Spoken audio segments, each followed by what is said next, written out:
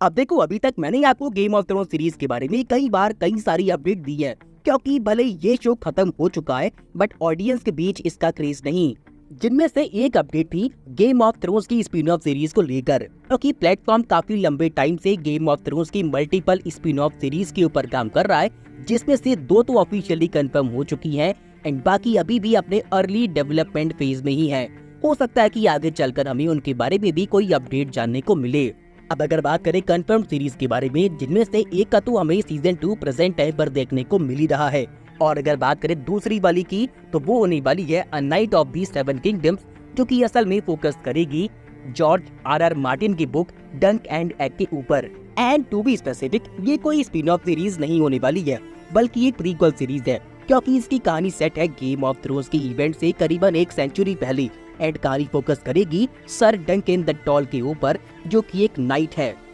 And इस series को लेकर मैंने आपको आज से कुछ टाइम पहले ऐसी अपडेट दी थी कि इसकी फिल्मिंग समर 2024 में शुरू होने वाली है, जिसके बाद अभी हाल ही में सीरीज की फिल्मिंग के बारे में भी एक ऑफिशियल कंफर्मेशन कर दी गई है। और अभी प्रेजेंट टाइम पर सीरीज की फिल्मिंग चालू है आयरलैंड में, जिसके बाद ऑडियंस का सवाल निकल के आता है कि आखिर ये शो हमें कब तक देखने को मिलने वाला है। तो भाई फिलहाल तो प्लेटफॉर्म ने इसकी कोई भी ऑफिशियल डेट कंफर्म नहीं करी है, बट डेफिनेटली ये शो आपको हाउस ऑफ ड्रैगन सीरीज के सीजन 3 से पहले देखने को मिल जाएगा, यानी कि 2025 में कभी भी। बात करें सीरीज की स्टोरी के बारे में, तो कहानी फोकस करने वाली है हाउस ऑफ ड्रैगन सीरीज के इवेंट से करीबन 100 साल बाद end game of thrones series के इवेंट से करीबन 100 साल पहले, जहाँ पर अभी भी टारगेरियन का आयरन थ्रोन के ऊपर पूरा कंट्रोल है। और डांस ऑफ ड्रैगन के इवेंट में जो भी चीजें हुई तो वो अभी भी वहाँ के लोगों की यादों में मौजूद है।